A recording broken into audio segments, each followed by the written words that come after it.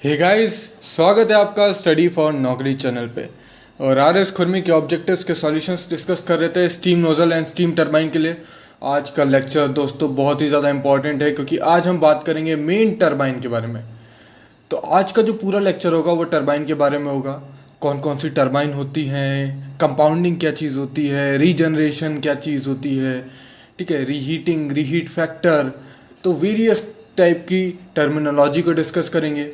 Various type की efficiencies देखेंगे कि किस तरीके से हमारी इंटरनल एफिशिएंसी क्या होगी, रैंकाइन एफिशिएंसी क्या होगी, ठीक है।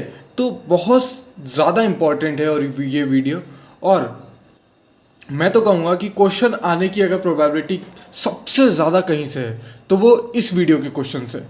ओके, तो मैं कोशिश करूँगा कि बहुत ही अच्छे से आपको सारी चीज़ें समझाऊँ। तो बहुत ही ध्यान से वीडियो को देखना क्योंकि ये बहुत ज़्यादा इंपॉर्टेंट होने वाला है। स्टडी फॉर नौकरी इस चैनल का नाम है और ये वीडियो अगर आपने देख लिया और क्वेश्चन अगर आता है, आप क्वेश्चन बना ले आते हैं तो आपकी नौकरी पक्की हो जाएगी। तो बहुत ही ध्यान से देखिएगा, बहुत ही इंपॉर्टेंट है ये वीडियो। इस टेलीग्राम चैनल पे आपको इस वीडियो की नोटिफिकेशन मिल जाएगी। ओके, ये सारे टॉपिक आपको पता है, हम ऑलरेडी निपटा चुके हैं और आज ये वाला टॉपिक भी निपट जाएगा, ठीक है। तो आप में से कुछ लोग कह रहे थे कि सर आईसी इंजन पहले करा दो, तो कोई दिक्कत नहीं है भाई। आईसी इंजन अब आपका आज से या कल से चालू हो जाएगा, कोई दिक्कत नहीं है। फिर उसके बाद बहुत सारे टॉपिक तो खैर अभी भी हैं, तो कोशिश करेंगे इनको जल्दी से जल्दी ख़त्म करने की। और फिर मैं कोशिश करूँगा कि आपको आर.के. जैन भी बुक कंप्लीट करा दूँ, ठीक है। तो कोई दिक्कत नहीं है। और देखिए, पेड वेड कोर्सेज़ की कोई बात नहीं है। देखो, आप जो भी इस चैनल पे मिलेगा आपको फ्री ऑफ कॉस्ट मिलेगा। अगर आप चाहते हैं, कुछ लोग बोल रहे थे कि सर पेड अगर आप करवा पाएँ तो पेड करवा दीजिए, नहीं तो मिलेगा तो फ्री में मिलेगा, ठीक है। पैसे ऐसे की ऐसी कोई वो नहीं है कि आपको से कोई पैसे लेंगे, पेड कोर्स रखेंगे, नहीं, सब कोर्स फ्री में ही रहेगा। हाँ, अगर आप चाहते ही हैं, आपको अच्छा लग रहे हैं वीडियोस, आपको चीज़ें समझ में आ रही हैं, आपको मेरा पढ़ाने का तरीका अच्छा लग रहा है, तो आप वीडियो को ज़्यादा से ज़्यादा दोस्तों शेयर कीजिए। आपको बहुत अच्छा लग रहा है लाइक कीजिए, कमेंट करके बताइए क्या अच्छा लग रहा है, क्या इंप्रूवमेंट चाहिए। पर दोस्तों शेयर कीजिए, जितना ज़्यादा आप वीडियो को शेयर करेंगे, वीडियो पे लाइक्स आएंगे, वीडियो पे कमेंट्स आएंगे, ज़्यादा से ज़्यादा लोग देखेंगे, उतना मेरे को पर्सनली अच्छा लगेगा और ऑब्वियसली मेरे लिए इकोनॉमिकली भी अच्छा होगा। आप देख ही रहे हैं वीडियोस पे किस तरीके से व्यूज़ आते हैं। मैं 22 मार्च से वीडियो बनाना चालू किया हूँ, ठीक है। 22 मार्च से मैं रेगुलरली वीडियो आपको प्रोवाइड करने की कोशिश कर रहा हूँ। और आप देखिए प्लेलिस्ट में उठा के चैनल पे पूरे लॉकडाउन भर व्यूज़ बहुत ज़्यादा आए नहीं है, पर आप देखो मेरी पढ़ाने का जो क्वालिटी है, मैंने कहीं उस पर कॉम्प्रोमाइज़ नहीं किया। मैं आपको बेस्ट चीज़ अवेलेबल कराने की कोशिश करता हूँ। तो वीडियो को ज़्यादा से ज़्यादा शेयर कीजिए यार, इतना तो मेरा हक बनता है। ओके, चलिए वीडियो को शुरू करते हैं। पहला क्वेश्चन है, in a reaction turbine when the steam flows through fixed plate. तो अगर रिएक्शन टरबाइन है, कई बार दोस्तों क्या लिखता है ना कि वो रिएक्शन टरबाइन को इम्पल्स रिएक्शन टरबाइन लिख देता है, ठीक है, इम्पल्स रिएक्शन टरबाइन। तो इम्पल्स रिएक्शन बोलो चाहे रिएक्शन बोलो, बात एक ही है ना, कुछ बेवकूफ़ बनाने वाली बात नहीं है। इम्पल्स रिएक्शन बोलो, रिएक्शन बोलो, बात एक ही है, ठीक है। कंफ्यूज मत होना, इम्पल्स सोच के कुछ और टिक मत कर देना, ठीक है। इम्पल्स रिएक्शन मतलब रिएक्शन टरबाइन, ठीक है। When the steam flows through fixed blade, तो फिक्स्ड ब्लेड में जब आपकी स्टीम फ्लो करेगी तो आपका जो प्रेशर है वो तो देखो रिड्यूस होगा। आपकी मूविंग ब्लेड में भी रिड्यूस होगा, फिक्स ब्लेड में भी रिड्यूस होगा। पर फिक्स ब्लेड में प्रेशर के रिड्यूस होने के कारण वेलोसिटी बढ़ जाएगी आपकी। तो प्रेशर जो रिड्यूस होगा वो वेलोसिटी बढ़ा देगा, और मूविंग ब्लेड में आपका प्रेशर भी रिड्यूस होगा और वेलोसिटी भी रिड्यूस होगी। तो फिक्स ब्लेड में आपकी प्रेशर रिड्यूस होगा और वेलोसिटी इंक्रीज करेगी। तो 91 का तो आपका बी हो गया, ठीक है। In a reaction turbine when the steam flows through moving blade, तो मूविंग ब्लेड में मैंने क्या बताया, आपका प्रेशर भी रिड्यूस होगा, वेलोसिटी भी रिड्यूस होगी, तो दोनों के दोनों रिड्यूस हो जाएंगे। एक पार्सन टरबाइन है, ब्लेड वेलोसिटी आपको दी हुई है 320 मीटर पर सेकेंड, द मीन रेडियस दिया हुआ है और ब्लेड एंगल मतलब अल्फा की वैल्यू दे दी है। The minimum kinetic energy living the stage, यानी कि मिनिमम काइनेटिक एनर्जी लीव कर रही स्टेज को, मतलब पूरी की पूरी जितनी भी है वो एब्जॉर्ब कर चुके हैं। Minimum kinetic energy of steam living the stage, minimum kinetic energy से जा रही है, तो एनर्जी कहीं का मतलब कि अपनी जो टरबाइन है उसने एब्जॉर्ब कर ली, मैक्सिमम एब्जॉर्ब की, तब मिनिमम जाने दे रहा है। मतलब एफिशिएंसी क्या है, मैक्सिमम। इस लाइन का मतलब समझो, for minimum kinetic energy of the steam leaving the stage, मतलब मिनिमम काइनेटिक एनर्जी से छोड़ रहे हैं, पूरी की पूरा चूस लिया अपन ने स्टीम को, तो अपनी जो एफिशिएंसी होगी वो मैक्सिमम होगी। और मैक्सिमम एफिशिएंसी में जो रो होता है, रो क्या होता है, आपकी ब्लेड वेलोसिटी का रेशियो वेलोसिटी ऑफ स्टीम की जो वेलोसिटी थी, इनलेट वेलोसिटी, वो हो जाता है कॉस अल्फा के बराबर। तो यू तो हमें पता है दिया हुआ है 320, और हमसे स्टीम की वेलोसिटी पूछ रहा है at exit of the rotor, तो वो आपका वी हो जाएगा, ठीक है, कॉस अल्फा, ठीक है। तो कॉस अल्फा कितना होता है, कॉस 30, तो वो जाएगा √3/2। इसको सॉल्व करेंगे तो 640/√3 मीटर पर सेकेंड। सी ऑप्शन आपका करेक्ट होगा। Which of the following statement is correct, इनमें से कौन सा करेक्ट है। Efficiency of the steam turbine is greater than the steam engine. Obviously steam turbine की एफिशिएंसी स्टीम इंजन से ज़्यादा होती है, ठीक है, ये तो मैं पिछले वीडियोस में भी बता चुका हूँ। Fly wheel for the steam is steam turbine में मस्ट है, तो ऐसा स्टीम टरबाइन में आपको कहीं भी फ्लाई व्हील नहीं दिखेगा। फ्लाई व्हील की बात करते हैं इंजन में, चाहे वो आईसी इंजन हो चाहे वो आपका स्टीम इंजन हो, ठीक है, तो ये भी गलत है। तो हमारा करेक्ट ऑप्शन तो वैसे ए हो गया, ठीक है। देख लेते हैं बाकी को भी, मैं थोड़ा डिस्कस कर लेता हूँ। The turbine do not change the direction of the steam issuing from the nozzle, तो ये भी गलत है यार। जब स्टीम जो ब्लेड है उसके ऊपर जब स्टीम फ्लो करेगी तो उस पर ग्लाइड करेगी और जो स्टीम का डायरेक्शन है वो चेंज होगा। इसीलिए आगे जाके आप देखेंगे, मैं बताऊंगा आपको, वहाँ पे फिक्स ब्लेड लगाई जाती हैं, ठीक है। फिक्स ब्लेड क्या करती है, फिक्स ब्लेड जो स्टीम मूविंग ब्लेड से आ रही है ना, उसका डायरेक्शन ऐसा रखेंगी कि वो मूविंग ब्लेड पे बिना किसी जो एक्स्ट्रा जो उसमें थ्रस्ट, जो एक्सियल थ्रस्ट आ रहा है उसके दे, ठीक है। तो इस तरीके से रखते हैं उसमें ताकि फ्रिक्शन के लॉसेस वगैरह कम हो, ठीक है। The pressure of the steam in the reaction turbine increases in the fix blade, तो अभी हमने देखा नहीं ऐसा नहीं होता, तो ये दोनों गलत है, सब गलत है, सिर्फ ए सही है। द डिग्री ऑफ रिएक्शन, तो डिग्री ऑफ रिएक्शन बहुत ही बार पूछा जाता है, कई सारे एग्जाम, गेट, ईएससी आप में या एसएससी जेई पीएसयू के एग्जाम ये पूछा जाता है। The heat drop in the moving blade, ठीक है, ये तो सही है। Heat drop delta H in moving divided by delta H in moving plus delta H fixed में, या फिर कह सकते हो टोटल स्टेज में, इसको टोटल स्टेज में कह सकते हैं, डेल्टा एच स्टेज भी बोल सकते हैं, ठीक है। तो डेल्टा एच मूविंग ब्लेड में जो हीट ड्रॉप होगा या एंथैल्पी का ड्रॉप होगा टू द टोटल जो स्टेज में होगा, ठीक है। तो वो क्या होता है, fix blade plus heat drop in moving blade, है ना, वही मैंने लिखा। 95 का सी ऑप्शन हो जाएगा। The isentropic enthalpy drop in moving blade is 2/3 of the आइसेंट्रिक drop of enthalpy drop in fix blade. तो डेल्टा एच मूविंग जो है वो 2/3 है डेल्टा एच फिक्स्ड का। फॉर्मूला क्या होता है डिग्री ऑफ रिएक्शन का, वो होता है moving divided by moving plus fixed. तो मूविंग कितना है 2/3 HF, ठीक है, और यहाँ पे भी 2/3 HF, ठीक है, 2/3 of आइसेंट्रिक drop in fix blade, और यहाँ पे कितना आ जाएगा फिक्स ब्लेड का, तो क्या HF ही हो जाएगा, HF, ठीक है। तो ये कितना हो जाएगा 2/3 डिवाइडेड बाय 2/3 हो जाएगा 2/5, तो यहाँ पे आपका ए ऑप्शन हो जाएगा, 0.96 का ए हो जाएगा, ठीक है। नेक्स्ट,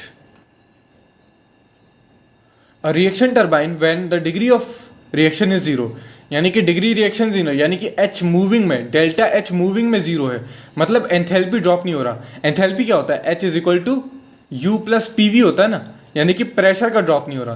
प्रेशर का ड्रॉप अगर मूविंग में नहीं हो रहा तो यानी कि आपका मूविंग ब्लेड में है ना, मूविंग ब्लेड में जो ब्लेड है उसमें हीट ड्रॉप नहीं हो रहा, ठीक है, यानी कि प्रेशर का ड्रॉप भी नहीं होगा। तो जब रिएक्शन डिग्री ऑफ रिएक्शन 0 है, मतलब वो क्या है, एक इम्पल्स टरबाइन है। इम्पल्स टरबाइन में एंथैल्पी ड्रॉप कहाँ होता है, सिर्फ नोजल में होता है, याद है ना, सिर्फ नोजल में आपका एंथैल्पी ड्रॉप होगा, ठीक है। In impulse reaction turbine the pressure drop gradually and continuously over. देखिए इम्पल्स रिएक्शन टरबाइन बोला है तो कंफ्यूज नहीं होना, इम्पल्स को हटा भी दोगे, जो बात रिएक्शन टरबाइन के लिए वही वैलिड होगी। तो ग्रेजुअली होती है दोनों में, फिक्स ब्लेड में भी और मूविंग ब्लेड में भी होगी, ठीक है। The impulse reaction turbine has a driving force, तो उसमें इम्पल्सिव फोर्स जो होगा, जो वेलोसिटी के कारण वो भी आएगा, और रिएक्शन फोर्स भी आएगा प्रेशर के कारण। तो आपका दोनों होगा, है ना, 99 का सी होगा। 100 क्वेश्चन की बात करता है, ratio of work done on the blade. देखिए अब ये देखना, ये कुछ इसमें आपको याद रखना पड़ेगा। जब वर्क डन बोले ना, work done on the blade to the energy apply to the blade, work done on the blade जब बोले तो ये होगा आपका ब्लेडिंग एफिशिएंसी। ठीक है, ब्लेडिंग एफिशिएंसी कब? वर्क डन के केस में। The ratio of work done on the blade per kg of the total energy supplied. जब टोटल एनर्जी सप्लाइड बोले तो टोटल एनर्जी काय में सप्लाइड होगी? पर स्टेज। तो इसको क्या बोलेंगे? Stage efficiency. 101 का आपका सी हो जाएगा। ठीक है, तो ये ध्यान रखना, छोटी छोटी चीजें हैं, कंफ्यूज करेंगी बाद में। तो ratio of energy supplied to the blade, अब यहां पे क्या हो गया? Energy supplied to the blade. पीछे क्या था? Work done on the blade. Work done on blade था तो ब्लेडिंग एफिशिएंसी। अब यहां पे क्या हो गया? Energy supplied to the blade, तो energy supplied to the blade की बात हो रही है। ठीक है, तो इसको क्या कहते हैं? इसको कहते हैं मैकेनिकल एफिशिएंसी। तो ये गलत हो गया ना, मैकेनिकल एफिशिएंसी ये नहीं होती, आगे देखेंगे उसकी डेफिनेशन।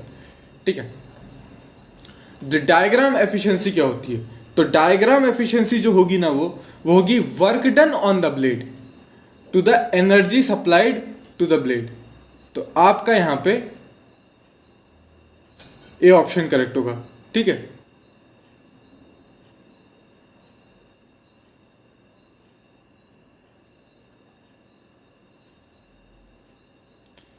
और अब देखो, ब्लेडिंग एफिशिएंसी को ही डायग्राम एफिशिएंसी बोलते हैं। ठीक है, 104 का बी हो जाएगा। तो वही मैं देख रहा था, चेक कर रहा था फिर से।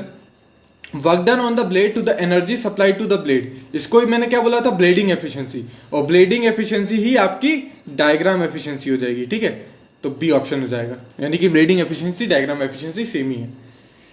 स्टेज एफिशिएंसी को क्या बोलते हैं? स्टेज एफिशिएंसी को ही ग्रॉस एफिशिएंसी बोलते हैं, मतलब टोटल जो आपकी पूरी मिला के।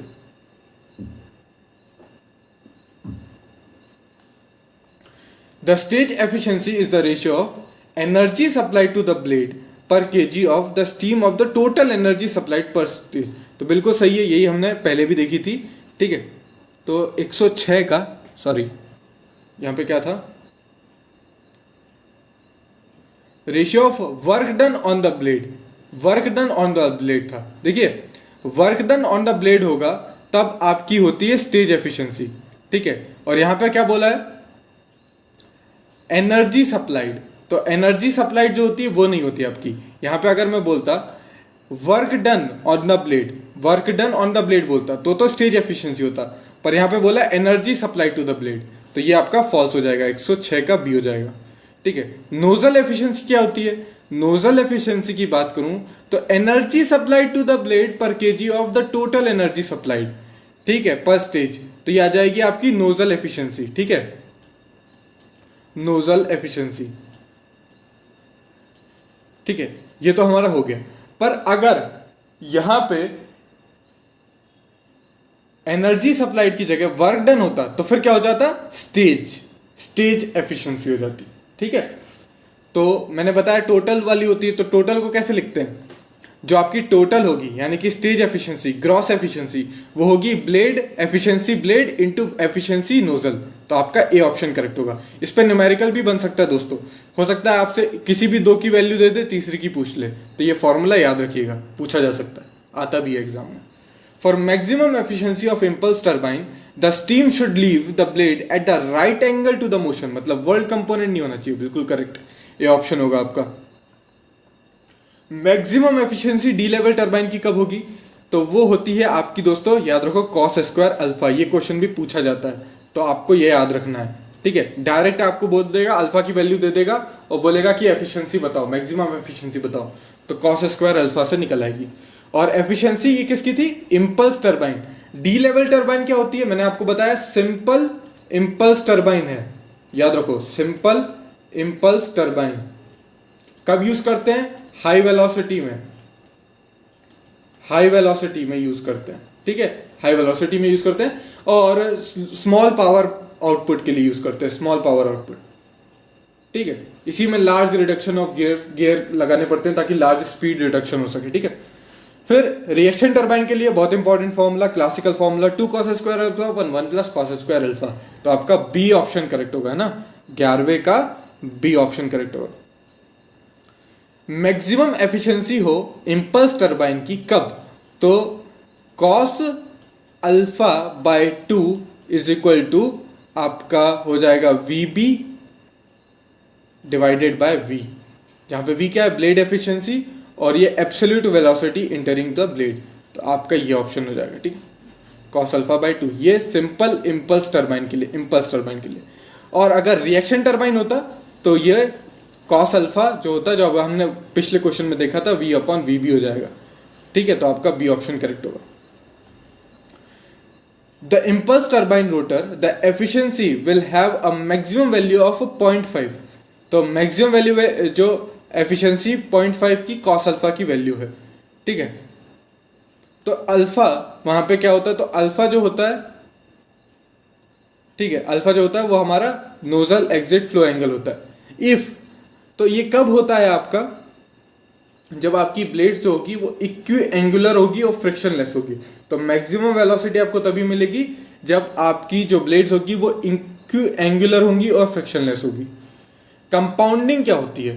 तो याद है जब मैंने आपको पिछले वीडियो में डी लेवल टरबाइन पढ़ाई थी, तो मैंने बताया था कि ऐसी एक नोजल होती है, नोजल से जो स्टीम आई वो पूरी की पूरी इंपल्स टरबाइन ने ले ली, और मैंने बताया था कि काफ़ी सारी जो स्टीम होती है वो एक हाई वेलोसिटी के कारण निकल जाती है आगे, ठीक है। तो एनर्जी का आपका क्या हो गया? लॉस हो गया एक तरीके से। आप ज़्यादा एनर्जी एब्जॉर्ब करवा सकते थे पर आपके रोटर ने कर ही नहीं पाई। तो क्या होगा ना, अब क्या करेंगे, हम कई सारे रोटर्स लगाएंगे, ठीक है। इस रोटर से स्टीम आएगी, फिर इस रोटर पे टरबाइन टकराएगी, फिर एक और रोटर लगा देंगे। तो इस तरीके से क्या होगा ना, हम कंपाउंडिंग करेंगे, कंपाउंडिंग टरबाइन की जाएगी। उससे क्या होगा? स्पीड रिड्यूस हो जाएगी रोटर की। तो पहले क्या होता था, पूरी की पूरी एक ही रोटर एब्जॉर्ब करता था और ये बहुत तेजी से घूमता था। अब क्या होगा, पूरी की पूरी ये एक अकेला एब्जॉर्ब नहीं करेगा, सब मिलके एब्जॉर्ब कर लेंगे। तो थोड़ी थोड़ी एब्जॉर्ब करेंगे सब मिलके, तो सबकी जो स्पीड होगी वो एक बराबर होगी, समझे।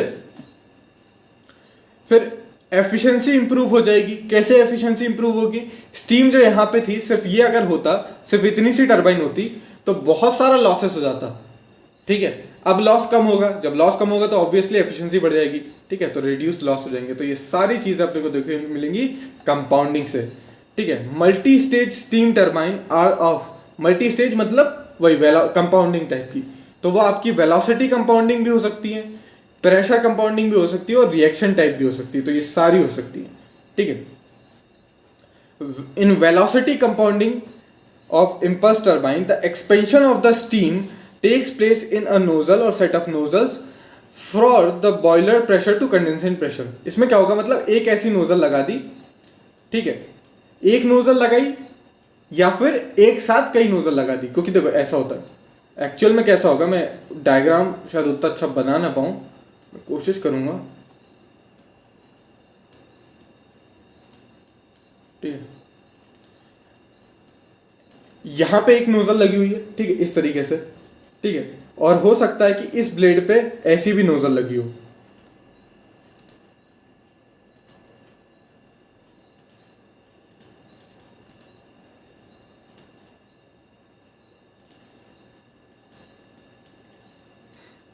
इस तरीके से नोजल, ठीक है।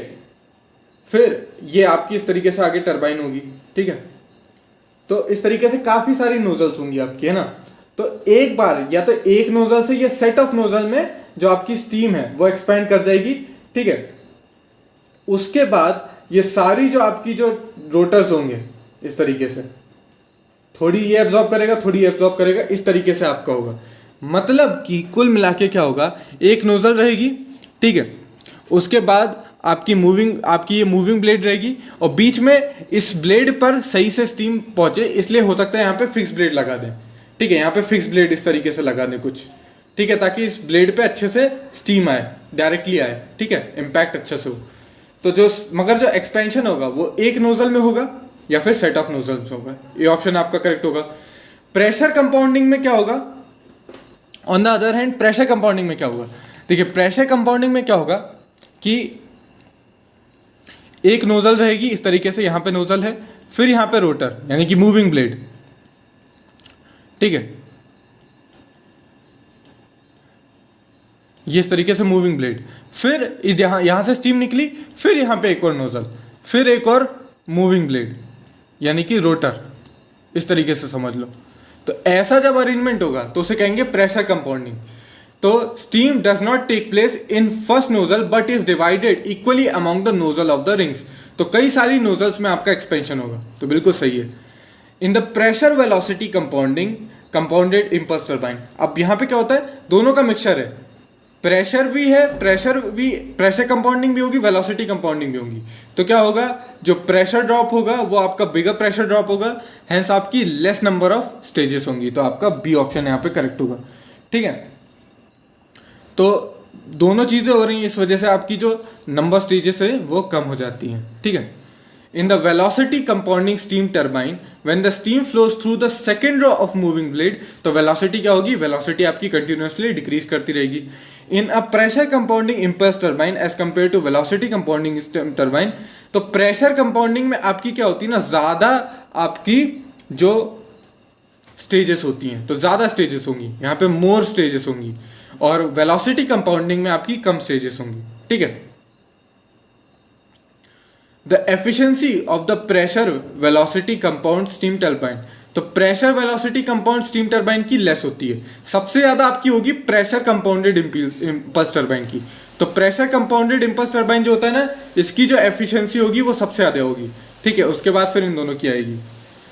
In order to reduce the rotor speed of an impulse turbine, the method employed is अगर आपको रिड्यूस करना है रोटर की स्पीड, तो क्या करते हैं, वेलोसिटी कंपाउंडिंग करते हैं, प्रेशर कंपाउंडिंग करते हैं, प्रेशर वेलोसिटी कंपाउंडिंग करते हैं। इन सारे तरीकों से आपकी स्पीड रिड्यूस हो सकती है। नेक्स्ट देखते हैं, रेशियो टरबाइन क्या होती है। तो रेशियो टरबाइन की अगर मैं बात करूं तो ये आपकी एक प्रेशर कंपाउंडेड स्टीम टरबाइन है, और कर्टियस टरबाइन जो है एक वेलोसिटी कंपाउंडेड स्टीम टरबाइन है। सिंपल रिएक्शन टरबाइन की बात करूं तो पार्सन टरबाइन हो जाएगी आपकी, और ठीक है, और प्रेशर वेलोसिटी जो होती है इसकी एफिशिएंसी अच्छी होती नहीं है, तो इसको यूज़ ही नहीं करते हैं, ठीक है। ये सब कंसेप्ट में यूज़ होती है। Which of the following statement is correct, कौन सा करेक्ट है, तो देखें तो इम्पल्स टरबाइन की ब्लेड जो होती है वो थिक होती है सेंटर पे, तो ये बिल्कुल सही है। और रेशियो जो होती है वो मोर एफिशिएंट है कर्टियस में, क्यों, क्योंकि मैंने बताया प्रेशर कंपाउंडेड स्टीम टरबाइन की एफिशिएंसी प्रेशर कंपाउंडेड की ज़्यादा होगी एफिशिएंसी वेलोसिटी कंपाउंडिंग या और कोई भी से। तो ये आपकी ए और बी दोनों करेक्ट होंगे, पर blade velocity coefficient for impulse turbine is order of 60 degree, ये ऐसा गलत है। डी लेवल टरबाइन क्या होती है, तो वो आपकी एक सिंपल इम्पल्स टरबाइन हो जाएगी, यानी कि डी हो जाएगा। रेशियो टरबाइन एक प्रेशर कंपाउंडेड टरबाइन होती है, सी हो जाएगा। कर्टियस टरबाइन आपकी होती है वेलोसिटी कंपाउंडेड, बी। और Parson turbine simple reaction turbine है, ये ऑप्शन करेक्ट होगा।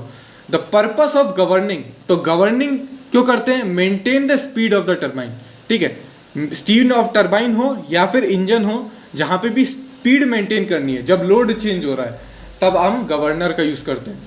The process of maintaining the speed of the turbine constant for various load condition, तो ये क्या हो जाएगी, गवर्निंग। आगे देखेंगे ब्लीडिंग, रीहीटिंग, ये सब क्या होता है, ये सारी चीज़ें मैं आगे डिस्कस करूंगा। Efficiency of the steam turbine में बी इम्प्रूव्ड, किस तरीके से, रीहीटिंग कर सकते हैं। रीहीटिंग का मैंने आपको पिछले कुछ वीडियोस में कभी कहीं थोड़ा सा जिक्र किया भी होगा। रीजनरेटिव, जो कि हम ब्लीडिंग के थ्रू अचीव करते हैं, ये करते हैं।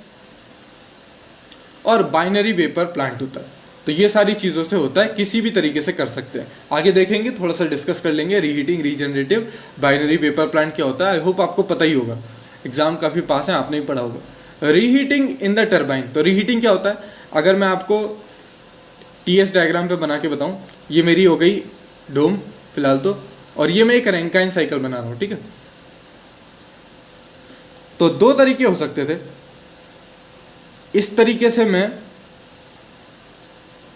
ये सिंपल रैंकाइन साइकिल है, एकदम सिंपल, इसमें कोई भी आनाकानी नहीं की, ठीक है। 1 2 3 और 4।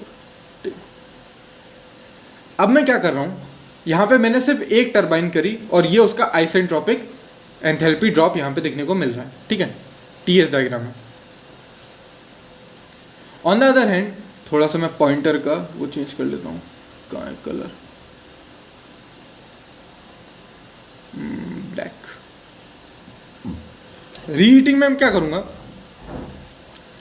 यहाँ तक तो मैं एक टरबाइन में हाई प्रेशर टरबाइन में यहाँ तक एक्सपेंड कराऊंगा, ठीक है। और उसके बाद कुछ प्रेशर ड्रॉप कराने के बाद फिर से मैं इसको बॉयलर के अंदर डाल दूंगा और इसको हीट करूंगा, इस टेम्परेचर तक हीट कर लूँगा लगभग, और फिर इसको मैं एक्सपेंड कराऊंगा, ठीक है। तो ये ऐसे तरीके से मैं एक्सपेंड करा लूँगा और फिर यहाँ पे इस तरीके से डायग्राम बन सकता है, ठीक है। या फिर हो सकता है मैं इतना ही कराऊँ और इसी प्रेशर पे इस तरीके से भी करा लूँ, तो किसी भी तरीके से कर सकते हैं, वो आपका डिज़ाइन पे डिपेंड करता है, ठीक है। तो इससे क्या होगा, अब देखो work done during the turbine, अभी तक हमको इतना मिल रहा था, ठीक है, इतना मिल रहा था इस केस में, रेड वाले केस में। अब मुझे इतना तो मिल ही रहा है, इतना यहाँ से मिला, इतना यहाँ से मिला, तो मेरा वर्क डन जो है वो इंक्रीज कर गया। एफिशिएंसी इंक्रीज कर जाएगी अगर आप 20 से 25% रखते हैं इस पी वाले को। इसको अगर मैं पी बोलूँ और इसको मैं ये वाला जो प्रेशर है इसको पी इंटरमीडिएट बोलूँ, तो जो अगर पी आई जो है वो 20 से 25% है इस मैक्सिमम प्रेशर के, तो आपकी एफिशिएंसी भी इंक्रीज करती है और ब्लेड में आपका जो वियर है वो नहीं होता। तो सारे ही ऑप्शन आपके करेक्ट होंगे। रीहीट फैक्टर काफ़ी ज़्यादा इंपॉर्टेंट है, एग्जाम में पूछा जाता है, चलिए इसको भी डिस्कस करते हैं। In steam turbine blade friction, shock और लीकेज की वजह से आपका इफेक्टिव हीट ड्रॉप जो है वो रिड्यूस हो जाता है, ठीक है। इस वजह से क्या होता है, एनर्जी का वेस्टेज होता है इन द फ्रिक्शन के फॉर्म में, ठीक है, फ्रिक्शन वगैरह का के फॉर्म में आपका जो एनर्जी का वेस्टेज होगा। Reheat of the steam improve कर देगी quality as it emerges out of the steam. अब आप यहाँ देखो यार, यहाँ पे तो बहुत गंदा हो गया, फिर से बना देता हूँ आपके लिए।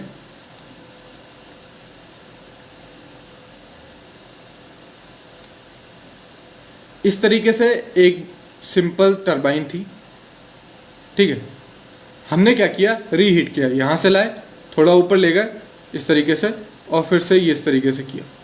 अब देखो यहाँ पे ये जो पॉइंट था ना, ये वेट रीजन में था, ठीक है, और ये सुपर हीटेड में पहुँच चुका है, ठीक है। तो क्वालिटी बढ़ गई ना, ड्राइनेस फ्रैक्शन बढ़ा दिया, क्वालिटी बढ़ा दी। अब आप चाहो तो इसको यहाँ तक ला सकते हो, मतलब और प्रेशर, अपना जो कंडेंसेशन प्रेशर है उसको गिरा सकते हो। यहाँ पे अगर आप कंडेंसेशन प्रेशर गिरा देते पहले वाले केस में, तो वो वेट रीजन में पहुँच जाता, और जो वेट रीजन में पहुँच जाता तो क्या होता, जो स्टीम के अंदर वेट रीजन है, मतलब स्टीम कंडेंस कर चुकी है, उसके अंदर होंगी ड्रॉपलेट्स, और ये ड्रॉपलेट्स हाई वेलोसिटी के साथ आपकी जो टरबाइन पे पड़ेंगे। कभी बारिश में आपने गाड़ी चलाई है, बारिश में जब गाड़ी चलाते हैं तो बूंदे मुंह पे पड़ती हैं। अगर तेज़ी में चलाओगे ना, तो आप सोचो 60-70 की स्पीड में चलाते हो तो आपके चेहरे पे इतनी तेज़ी से लगेंगी ना, आपको समझ में आएगा उसका प्रेशर। आप सोच ही सकते हो कि स्टीम आपकी सोनिक वेलोसिटी से चलती है, और उस पर जो ड्रॉपलेट्स हैं वो आपकी ब्लेड पे टकराएंगी, तो वो ब्लेड को ही तोड़ देंगी, वियर हो जाएगा बहुत ज़्यादा, ठीक है। तो इस वजह से क्या होता है ना, अब यहाँ पे आप क्या हो गया, अब यहाँ पे वेट रीजन से आप सुपर हीटेड रीजन में पहुँच गए, तो यानी कि वाटर के मॉलिक्यूल्स ही नहीं, जब वाटर के मॉलिक्यूल्स नहीं है तो वो वियर नहीं होगा, इरोजन नहीं होगा, ठीक है। तो वही ये कह रहा है, क्वालिटी अच्छी हो जाती है, improves quality as it emerges out the steam, और क्वालिटी अच्छी होती है तो आपकी टरबाइन भी नहीं खराब होगी। तो रीहीट फैक्टर बहुत ही इंपॉर्टेंट टर्म है मल्टी स्टेज टरबाइन में। मल्टी स्टेज टरबाइन, अभी यहाँ से यहाँ तक एक ही बार में ड्रॉप करा दिया, अब क्या एक स्टेज में इतना ड्रॉप, दूसरे स्टेज में इतना ड्रॉप, समझ रहे हो, तो मल्टी स्टेज है। अब ये होता क्या है, ये होता है ratio of cumulative heat drop two isentropic heat drop.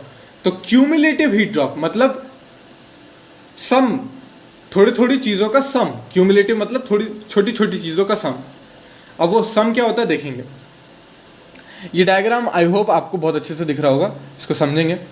यहाँ से अगर मैं हीट ड्रॉप कराता आइसेंट्रोपिकली तो वो 1 से 2 हो जाता, 1 से D पे हो जाता, ये D लिखा हुआ है, ठीक है, ये 1 से A से D हो जाता, A1 से D हो जाता। पर दुनिया भर की चीज़ें होती हैं आपकी, क्या क्या, जैसे कि ब्लेड फ्रिक्शन, शॉक, लीकेज वगैरह के साथ, जिसकी वजह से एंट्रोपी बढ़ती है, और ये यहाँ से ना होके यहाँ पे होगा, ये A1 से A2 जाएगा, ठीक है, A2 पे अब ये निकलेगा। तो A2 क्या है, तो मॉइलर चार्ट में A1 B1 तक तो एक्चुअल में इतना जाना चाहिए था आइसेंट्रोपिकली, पर एक्चुअल में B1 पे ना जाके वो A2 पे जाएगा। ठीक है, तो A2 represent the condition of the steam at the exit of the first stage represent by A2 at the pressure B1 of B1। तो B1 के ही प्रेशर पे जाएगा, पर किस पॉइंट पे निकलेगा A2। और A2 की अगर मुझे एंथैल्पी देखनी है, ये एंथैल्पी देखनी है, तो इसका y एक्सिस पे प्रोजेक्शन लूंगा और y एक्सिस पे ये पॉइंट आपको C मिलेगा। तो एक्चुअल में जो ड्रॉप आइसेंट्रोपिकली होना चाहिए था वो आपका होता A1 से B1 होता, पर फ्रिक्शन की वजह से क्या हुआ, जो यूजफुल ड्रॉप हो पाया है वो A1 से C1 हो पाया है। ठीक है, तो फिर A2 से B2 आइसेंट्रोपिकली जाना था, पर जाएगा नहीं, A3 जाएगा और C2 वो आपकी फिर मिल जाएगी आपको इस लाइन पे। ठीक है, तो ये A1 B1, A2 B2 और A3 B3, ये आप देख रहे हो, A1 से B1, A2 से B2 और A3 से B3, ये आपके क्यूमुलेटिव हीट ड्रॉप है, आइसेंट्रोपिकली हीट ड्रॉप। पर A1D क्या है, एक बार में पूरा होता तो इतना, तो ये जो टोटल हीट ड्रॉप है आपका, वो आपका इसका जो रेशियो होगा आइसेंट्रोपिक हीट ड्रॉप का, ठीक है, वो आपका जो रेशियो होगा वो आपका रीहीट फैक्टर दे देगा। ठीक है, समझ में आया। A1 से B1 एक्चुअल में होना चाहिए था, पर हुआ नहीं, वो हुआ A2 पे। ठीक है, A2 के करस्पॉन्डिंग तो आइसेंट्रोपिक हीट ड्रॉप, या सिर्फ हीट ड्रॉप बोलूं तो वो हो जाएगा A1C। तो A1C समझ गए, तो इस तरीके से आपका ये होगा। और ये रीहीट फैक्टर जो आपका डिपेंड करेगा स्टेज एफिशिएंसी पे, इनिशियल प्रेशर टेम्परेचर पे, एग्जिट प्रेशर पे, स्टीम के नंबर ऑफ स्टेजेस, इन सब पे डिपेंड करेगा। ठीक है, जो टोटल यूजफुल हीट ड्रॉप होगा वो आपका क्या हो जाएगा A1C1। ठीक है, यानी कि A1 से A2 गया था, पर A2 पे के करस्पॉन्डिंग जो आपको एंथैल्पी मिलेगी वो C1 पे मिलेगी। ठीक है, A2C2, तो ये आपकी A1C1 plus A2C2 plus A3C3 divided by A1D कर देंगे, तो ये आपकी इंटरनल एफिशिएंसी हो जाएगी। ठीक है, तो ये भी काम की होती है। The efficiency of the turbine as whole is greater than the efficiency of the individual stage. ठीक है, the efficiency of the complete turbine is known as internal efficiency, और उसको इस तरीके से निकाल लेंगे। ठीक है, एक दो चीज़ें और देख लेते हैं। Ratio of work deliver at the turbine shaft और the total useful heat drop to the heat supplied is called overall thermal efficiency. मतलब जितना वर्क डिलीवर किया टर्बाइन की शाफ्ट ने, टर्बाइन की शाफ्ट पे जितना वर्क मिला उसका रेशियो कितनी हमने हीट प्रोवाइड की थी, तो उसको बोलेंगे थर्मल एफिशिएंसी। और ratio of isentropic heat drop to the heat drop to the heat supplied. अब यहाँ पे देखो, या फिर से बना देता हूँ रैंकाइन साइकिल। रैंकाइन साइकिल के सिंपल न्यूमेरिकल अगर आपने कभी किए होंगे ना, तो आपको याद होगा आप क्या करते हो, 1 2 3 4 आपसे बोलता है इसकी एफिशिएंसी निकालो, तो आप क्या करते हो, आप बोलोगे सर H1 माइनस H2 कर दूंगा डिवाइडेड बाय, आप मैं कर दूंगा H1 माइनस H4। अगर आप बोलोगे सर, तो अगर मुझे पंप वर्क को भी इंक्लूड करना है, तो मैं H4 माइनस H3 भी यहाँ पे कर दूंगा, ये मेरा पंप वर्क हो जाएगा, ये टरबाइन हो जाएगा। तो net work upon net heat supplied. ठीक है, अगर पंप वर्क को मैं नेग्लेक्ट कर दूं तो आइसेंट्रोपिक हीट ड्रॉप जो हुआ है टू द रेशियो आपका टोटल हीट सप्लाइड से, वो आपकी रैंकाइन एफिशिएंसी दे देगा। ठीक है, चलिए अब क्वेश्चन कर लेंगे। तो रीहीट फैक्टर मैंने बताया सारी चीज़ों पे डिपेंड करेगा, initial pressure and super heat पे, एग्जिट प्रेशर, टरबाइन की स्टेज एफिशिएंसी, सब पे डिपेंड करेगा, all of the above. The ratio of cumulative heat drop two isentropic heat drop, reheat factor होता है, बहुत ही हमने डिटेल में इसको डिस्कस कर लिया। ठीक है, ratio of isentropic heat drop to the heat supplied, तो ये क्या हो जाएगी, रैंकाइन एफिशिएंसी हो जाएगी, 134 का ए हो जाएगा, डी हो जाएगा।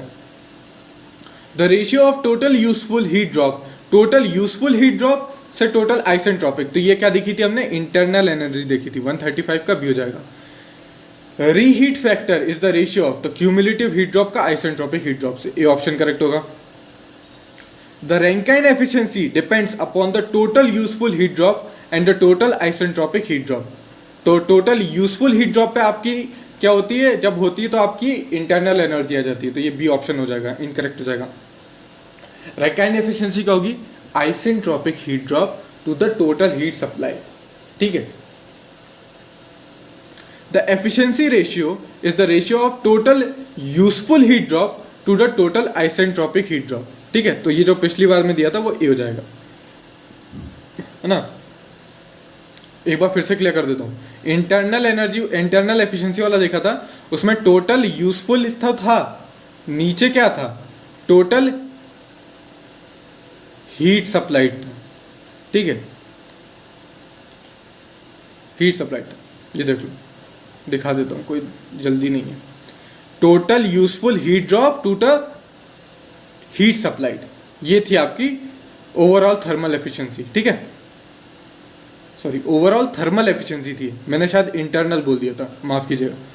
टोटल ये ओवरऑल थर्मल एफिशिएंसी है। इंटरनल एफिशिएंसी क्या थी, ये थी आपकी defined as the total isentropic heat drop.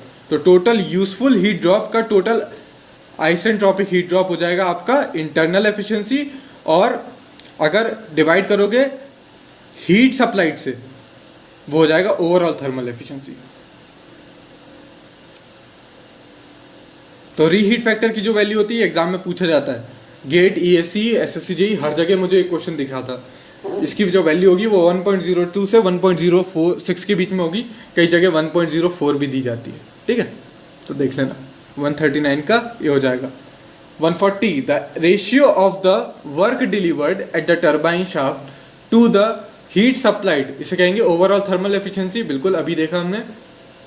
The process of draining of the steam from the turbine at a certain point during the expansion using the steam for the reheating of the feed water, इसके लिए feed water heater use करते हैं, then supplied boiler, इसको कहते हैं regenerative. ठीक है, तो ये आपका होता है रीजनरेटिव। रैंकाइन साइकिल आपने पढ़ी होगी तो जरूर पढ़ा होगा, मैं आपको ब्रीफ में बता देता हूँ शॉर्ट में किस तरीके से होता है। इस तरीके से बॉयलर में है, ठीक है, इस तरीके से रैंकाइन साइकिल सिंपल सी होनी चाहिए थी, पर हम क्या करेंगे,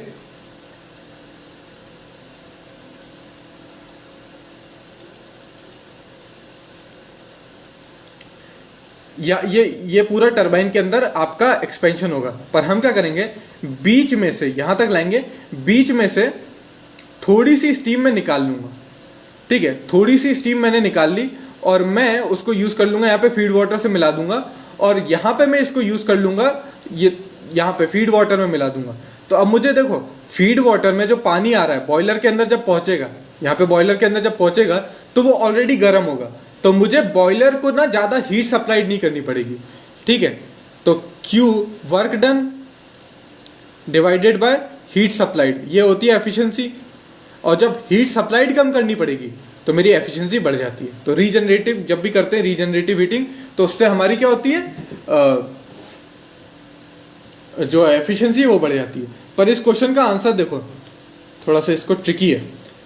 the process of draining out of the steam, तो ड्रेनिंग आउट ऑफ को कहेंगे ब्लीडिंग, और ओवरऑल जो हमारी प्रोसेस हो गई उसे कहते हैं रीजनरेटिव हीटिंग। पर इसने सिर्फ छोटा सा हिस्सा पूछा तो उसे कहेंगे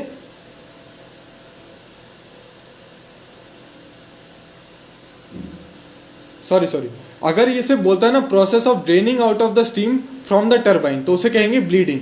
ठीक है, पर इसने साथ में eight a certain point during the expansion of the turbine, और फिर बोल दिया कि फीड वाटर को हीट भी कर रहे हैं, सारी चीज़ें कर रहे हैं, तो उसे बोल देंगे रीजनरेटिव हीटिंग। तो यहाँ पे ए ऑप्शन करेक्ट होगा। ठीक है, बी, सी नहीं होगा। The effect of bleeding is that, तो उससे ब्लीडिंग से क्या होगा, थर्मल एफिशिएंसी बढ़ जाएगी। बॉयलर को आप हॉट वाटर सप्लाई करोगे, पर आपका power developed of the turbine कम हो जाएगा। क्यों? अरे बीच से आपने बीच से टर्बाइन की स्टीम तो निकाल ही ली। ठीक है, मान लो यहां से 1 kg जा रही थी, बीच में आपने 0.2 kg निकाल ली, तो अब तो यहां पे तो सिर्फ 0.8 kg ही एक्सपेंड करेगी ना। पहले कितनी करती, पहले तो पूरी 1 kg करती, अब सिर्फ 0.8 kg करेगी। यहां तक तो 1 kg हुआ, इसके बाद 0.8 ही कर रहा है, तो आपका टर्बाइन वर्क आपका रिड्यूस हो जाएगा। तो ये सारे ऑप्शन करेक्ट होंगे।